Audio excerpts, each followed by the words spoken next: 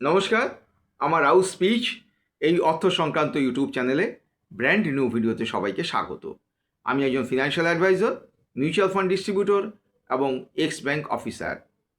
মধ্যপ্রাচ্যে রাজনৈতিক অস্থিরতা আরও বেশ কিছুদিন বহাল থাকবে, কারণ আমেরিকা এবং ইরান আবার সম্মুখ সমরে। ভয়ঙ্কর যুদ্ধের ইঙ্গিত পাওয়া যাচ্ছে। আমেরিকা এবং ইরানের সঙ্গে দ্বিতীয় দফায় শান্তির চুক্তির প্রয়াসে পাকিস্তানের রাজধানী ইসলামাবাদে পাকিস্তানের মধ্যস্থতায় যে বৈঠকটি হবার কথা ছিল তা প্রায় ভেস্তে যাওয়ার সময় চলে এসছে। কারণ ইরান তারা এই বৈঠকে তারা অংশগ্রহণ করবেন না, তারা বৈঠকটি স্কিপ করবেন বলে জানিয়েছেন। ওদিকে আমেরিকার প্রেসিডেন্ট ডোনাল্ড ট্রাম্প তিনি ইসলামাবাদে এক প্রতিনিধি দল অলরেডি পাঠিয়ে দিয়েছেন। এই অবস্থায় রয়েছে দুপক্ষ। এদিকে দেখা যাচ্ছে যে আগামী 22শে এপ্রিল যুদ্ধবিরতি শেষ হচ্ছে। দুপক্ষই কিন্তু এখন একে অপরকে শিক্ষা দেওয়ার জন্য প্রস্তুত।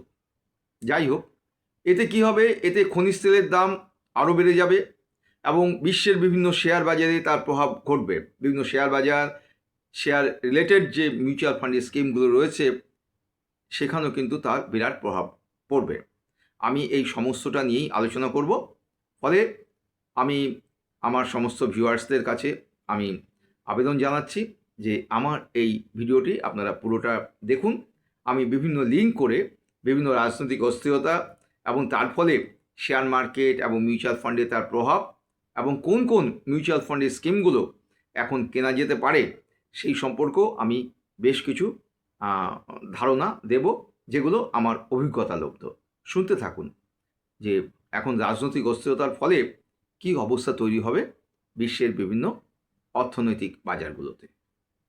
গতকাল রাওয়ালপিন্ডিতে নূর খান এয়ারফোর্স বেসে 4টি ইউনাইটেড স্টেটসের এয়ারক্রাফট নেমেছে এবং তারা নিয়ে এসেছে communications equipments, motor code support, এই সমস্ত কিছু তারা নিয়ে এসেছে। এবং জানা যাচ্ছে যে ডোনাল্ড ট্রাম্পের জামাই নাম হচ্ছে জারেড কুশনার, তিনি এই বৈঠকে উপস্থিত থাকবেন। কিন্তু আমেরিকার ভাইস প্রেসিডেন্ট ভ্যান্স তিনি এই বৈঠকে উপস্থিত থাকবেন যদি দেখা যায় যে বৈঠকে কিছু ফলপ্রসূ আলোচনা হচ্ছে। ইরান জানিয়েছে যে কেন তারা আমেরিকার সাথে দ্বিতীয় দফার বৈঠকটি স্কিপ করলেন। 3টি কারণ দিয়েছেন। প্রথমত, যে যুদ্ধবিরতি ঘোষণা হওয়ার পর আমেরিকা জোর করে ইরানের বিভিন্ন বন্দর যেগুলো হজমুর প্রণালীতে রয়েছে সেগুলো ব্লকেট করেছে এবং এই প্রণালীর উপর দিয়ে যে জাহাজগুলো চলছিল এবং যে ট্যাঙ্কারগুলো যাচ্ছিল তার উপর নজরদারি চালিয়েছে। 2 নম্বর হচ্ছে যে এই দ্বিতীয় দফার বৈঠকটি হচ্ছে যুদ্ধবিরতি শেষ হওয়ার 48 ঘন্টার মধ্যে। এখন 48 ঘন্টাও বাকি নেই, আমেরিকা এই বৈঠকের আয়োজন করেছেন, যদিও এই বৈঠকটি করছে পাকিস্তান মধ্যস্থতা করছে। আর তৃতীয় কারণটি বলেছেন যে তাদের যে একটি কার্গো শিপ রয়েছে তার নাম হচ্ছে তৌস্কা, TOUSKA, সেটা 900 ফিট লম্বা একটি কার্গো এবং সেটা ছিল ওমান উপসাগরে। আমেরিকা তার উপর আক্রমণ করেছে এবং তার ইঞ্জিন রুমটাকে গর্ত করে দিয়েছে এবং তারা বলেছে যে আমেরিকা এক্ষেত্রে জলদস্যু হিসাবে কাজ করেছে। এই 3টি মোটামুটি কারণ ইরান দেখিয়েছে কেন তারা দ্বিতীয় দফার বৈঠকটি করতে চাচ্ছেন না। ফলে বোঝাই যাচ্ছে যে যুদ্ধ শিওরে। ওদিকে আমেরিকা বলছে যে এই দ্বিতীয় দফার আলোচনায় ইরানকে বসতেই হবে এবং ট্রাম্প লিখেছে যে no more mister nice guy. যদি এক্ষেত্রে দেখা যায় আলোচনায় না বসে ইরান, তাহলে আমেরিকা আরও ধাক্কা দেবে এবং ইরানের প্রত্যেকটি সেতু এবং পাওয়ার প্ল্যান্টের ওপর তারা আক্রমণ করবে। আমেরিকা বলছে যে যুদ্ধবিরতি লঙ্ঘন করেছে ইরান, কেন তারা ফ্রেঞ্চ ভেসেলস এবং ব্রিটিশ যে কার্গো ভেসেলস, ভারতের ট্যাঙ্কার্স তার উপর গুলি ছুড়েছিল যখন যুদ্ধবিরতি চলছে। তাই তারা ইরানের যে কার্গো শিপ তৌস্কা তার উপর আক্রমণ করেছে এবং ইঞ্জিনের ভেতর যে ঘরটি রয়েছে ইঞ্জিন রুম তাকে গর্ত করে দিয়েছে। তবে মধ্যস্থতাকারী হিসাবে পাকিস্তান কিন্তু খুবই হোপফুল এই দ্বিতীয় দফার বৈঠকের ব্যাপারে। তারা বলছে আলোচনা হবেই এবং যুদ্ধ শেষ হবেই, এবং বলছে যে তারা মাল্টিপল ডেইজ অফ নেগোসিয়েশনস করাবে। এই একদিন নয়, অনেক দিন আলোচনা চলবে, এবং এই আলোচনার শেষে পরবর্তী আবার 60 ডেইজ পাওয়া যাবে শান্তি চুক্তির জন্য। অতএব তারা অবশ্যই মধ্যস্থতা করে এই মধ্যপ্রাচ্যে শান্তি ফিরিয়ে নিয়ে আসবে। দেখা যাক। একটি বিষয় লক্ষ্য করছি যে আমেরিকার ওপরে মধ্যপ্রাচ্যের বিভিন্ন দেশ কিন্তু প্রচণ্ড ক্ষেপে আছে।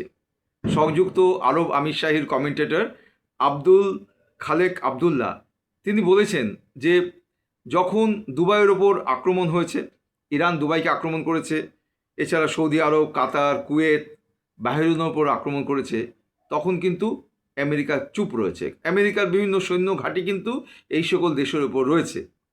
অতএব এক্ষেত্রে আমেরিকার ভূমিকা নিয়ে তাদের মনের মধ্যে কিন্তু একটা সংশয় রয়েছে, এবং এই সকল মধ্যপ্রাচ্যের দেশগুলোর যে তেল এবং গ্যাসের ঘাঁটিগুলো রয়েছে সেগুলো কিন্তু কার্যত তছনছ হয়ে গেছে।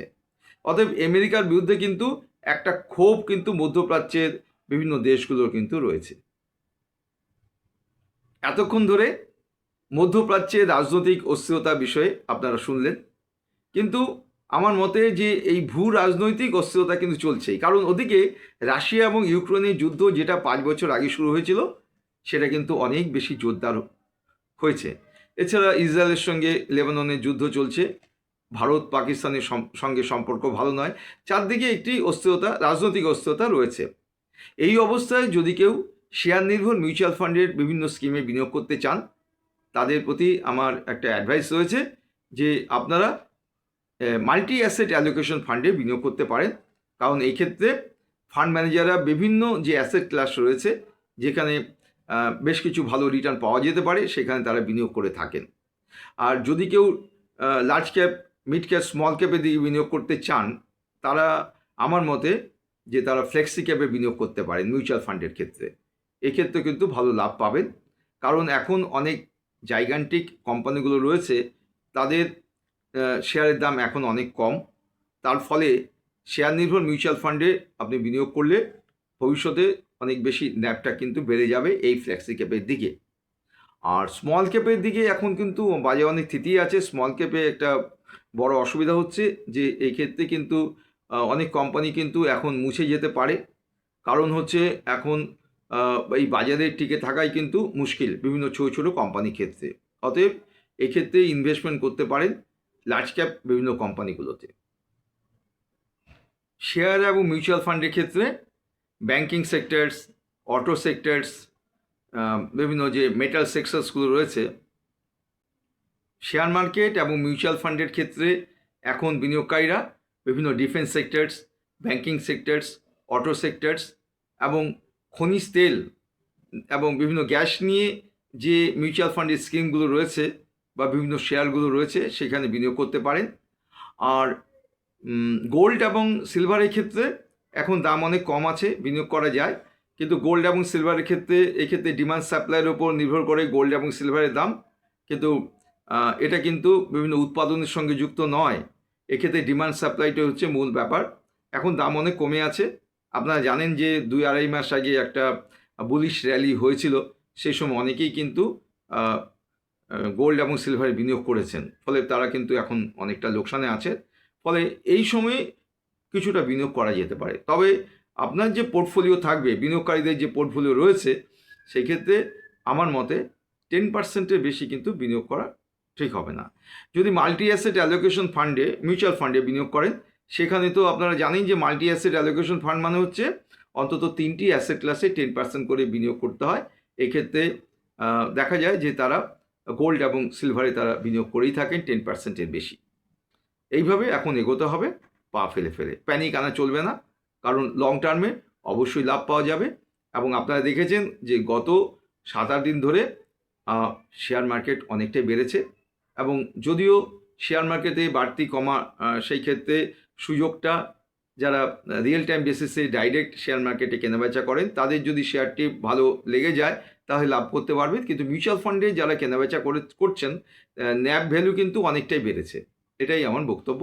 অতএব আমি সবসময় বলি যে শেয়ার মার্কেট থেকে আপনারা মিউচুয়াল ফান্ডকেই বেশি পছন্দ করুন।